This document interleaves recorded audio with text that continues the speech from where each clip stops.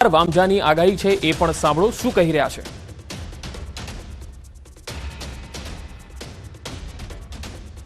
મંત્રીના આગાહીકાર રમણીકભાઈને આપને સંભળાવીએ। તેઓ આગાહીને લઈને આગામી 4-5 દિવસ કેવું વાતાવરણ રહી શકે છે તે જણાવી રહ્યા છે।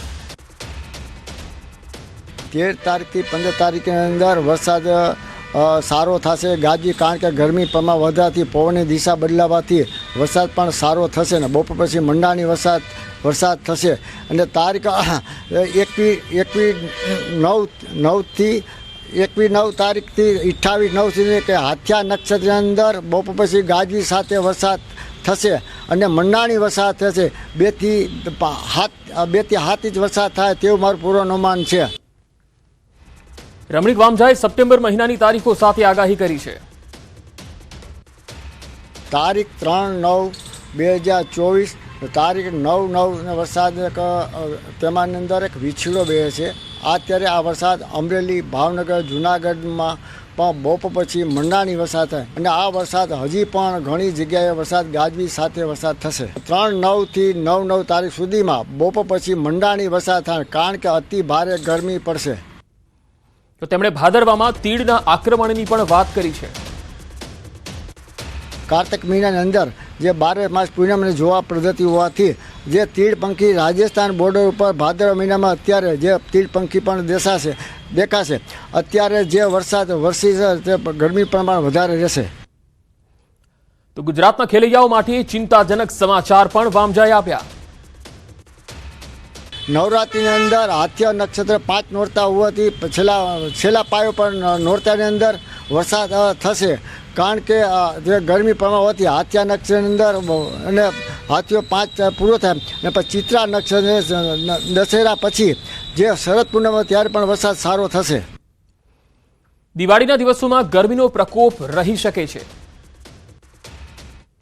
વર્ષની અંદર દિવાળીથી દિવાળી 26 વિછુડા હોવાથી એક વિછુડો એટલે 3 દિવસ ગરમી ભાદરવા મહિનામાં અને પણ નોરતામાં પણ અતિ ભારે ગરમી પડશે। એટલે ગરમીનું કારણ હોવાથી, કારણ કે હજી પણ એક જે આપણે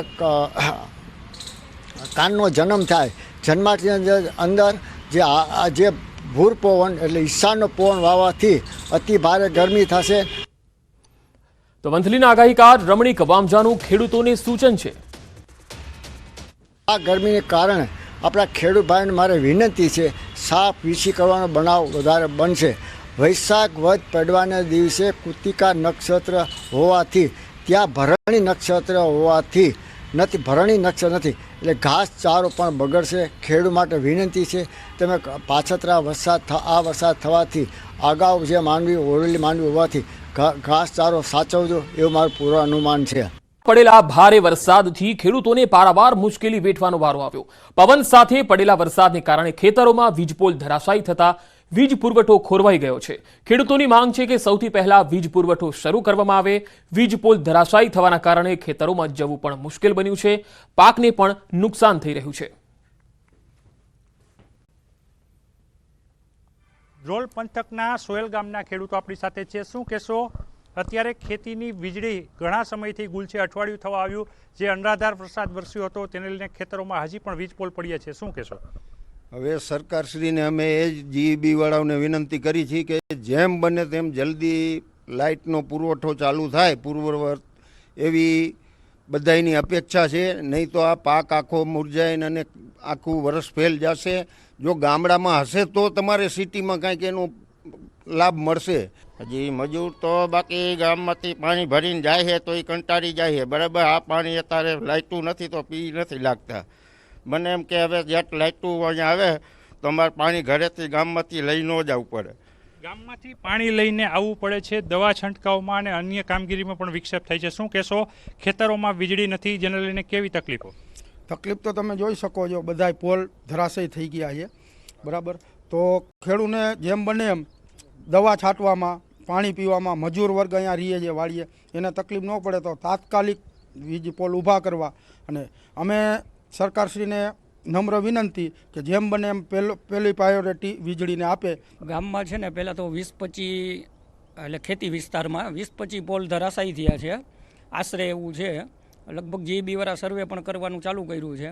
એટલે જેમ બને એમ ઝડપથી લાઇટો વાડીઓમાં ચાલુ થાય એવી ખાસ માંગણી છે. મગફળીમાં દવા છાંટવા માટે પણ પાણીની જરૂર હોય તે પણ નથી, કારણ કે 8 દિવસ થવા આવ્યા જે પ્રકારે અનરાધાર વરસાદ જન્માષ્ટમી બાદ વરસ્યો હતો, અનેક વીજ પોલોને નુકસાન થયું છે અને ટ્રાન્સફોર્મર ક્ષતિગ્રસ્ત થયા છે. ત્યારે જામનગર જિલ્લાના ધ્રોલ પંથકના આ જે સોયલ ગામના ખેડૂતો છે, ખેડૂતોની હૈયાવરાળ જોઈ અહીં ખેતરોમાં જે વીજ પોલ પડ્યા છે તે તાત્કાલિક ઊભા કરવામાં આવે, વીજળી પૂર્વવત કરવામાં આવે અને ખેતીની વીજળી આપવામાં પ્રાથમિકતા આપવામાં આવે તેવી ખેડૂતો માંગ કરી રહ્યા છે. કેમેરામેન મનસુખ રામોલિયાની સાથે કિંજલ કારસરિયા, ન્યૂઝ 18 ગુજરાતી, સોયલ, જામનગર. ધ્રોલ પંથકના સોયલ ગામના તો ધોધમાર વરસાદે જામનગરના ખેડૂતોને પાયમાલ કરી દીધા છે. ન્યૂઝ 18 ગુજરાતીની ટીમ ધ્રોલ પંથકના સોયલ ગામે પહોંચી, જ્યાં નદી કાંઠાની જમીન ધોવાઈ જતા ખેડૂતોને રાતા પાણીએ રોવાનો વારો આવ્યો.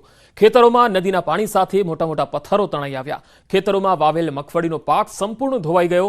ખેડૂતોનું કહેવું છે કે પાક તો નિષ્ફળ ગયો, પરંતુ આગામી સિઝન પણ વાવણી થઈ શકે તેમ નથી.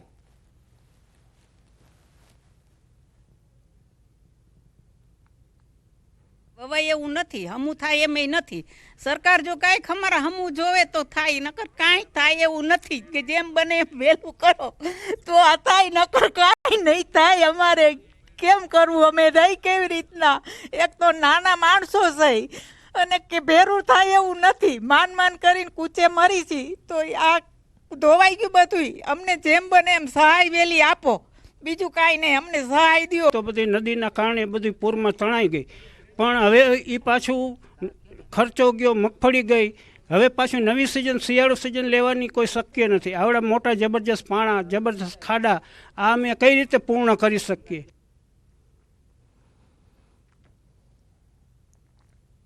જન્માષ્ટમીના તહેવાર બાદ 5 દિવસે સૌરાષ્ટ્ર કચ્છને ધમરોડ્યું. ત્યારે જામનગર જિલ્લાના અનેક ગ્રામ્ય વિસ્તારના ખેડૂતોની હાલત દયનીય થઈ છે. ત્યારે ન્યૂઝ 18 પહોંચ્યું છે ધ્રોલ પંથકના સોયલ ગામે, જ્યાં જે દ્રશ્ય જોઈ રહ્યા છો આ જંતીભાઈ સાપોવડિયાની 12 વીઘા ખેતી છે. આ ખેતી નદી કિનારે આવેલી છે. ત્યાં જે ધોવાણ થયું છે એ ધોવાણમાં ખેતર પણ ધોવાઈ ગયું છે. બીજી બાજુ વાત કરવામાં આવે તો જે ખેતરમાં ખેડૂત છે તે ખેડૂતની હાલત દયનીય થઈ છે. જે પ્રકારે માથે હાથ દઈને સરકાર સમક્ષ જે વાત કરવામાં આવે તો જે પાક નિષ્ફળ ગયો છે તે પાકને લઈને અહીં ખેડૂતોની મગફળી તો ગઈ છે, પરંતુ ખેતર પણ ધોવાઈ ગયું છે. આ ધોવાણ અને પાકની નુકસાનીથી બેઠું થવા માટે ખેડૂત અત્યારે સરકાર પાસે સહાયની આસ લગાવીને બેઠો છે. કેમેરામેન મનસુખ રામોલિયાની સાથે કિંજલ કારસરિયા, ન્યૂઝ 18 ગુજરાતી, જામનગર. ડેમ છે ખેડવા ડેમની કુલ સપાટી 259.70 મીટર છે. હાલ જળ સપાટી 257.45 મીટરે પહોંચી છે. પાણીની આવક થતા ખેડવા ડેમનો એક ગેટ ખોલાયો છે અને ડેમમાંથી 240 ક્યુસેક પાણીનો પ્રવાહ કોસંબી નદીમાં છોડાયું છે. નદીમાં પાણી છોડાતા નીચાણવાળા વિસ્તારોને એલર્ટ કરવામાં આવ્યા છે.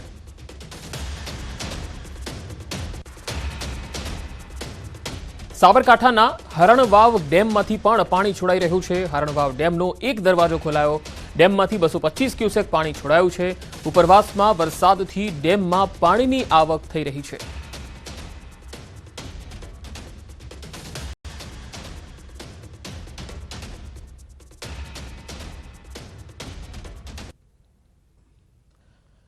તો હરણવાવ ડેમમાંથી એક તરફ પાણી છોડાઈ રહ્યું છે જે સાબરકાંઠાનો છે અને બીજી તરફ ખેડવા ડેમ પણ છે, જ્યાં 240 ક્યુસેક પાણી છે એ છોડવામાં આવી રહ્યું છે. બંને ડેમમાં પાણીની આવક થઈ રહી છે, જેના કારણે ડેમમાંથી પાણી છોડવામાં આવી રહ્યું છે. એક તરફ સાબરકાંઠાનો ખેડવા ડેમ તો બીજી તરફ સાબરકાંઠાનો જે હરણવાવ ડેમ છે. ઉપરવાસમાંથી જે પાણી આવી રહ્યું છે તેના કારણે ડેમમાં પાણીની સપાટી વધી રહી છે.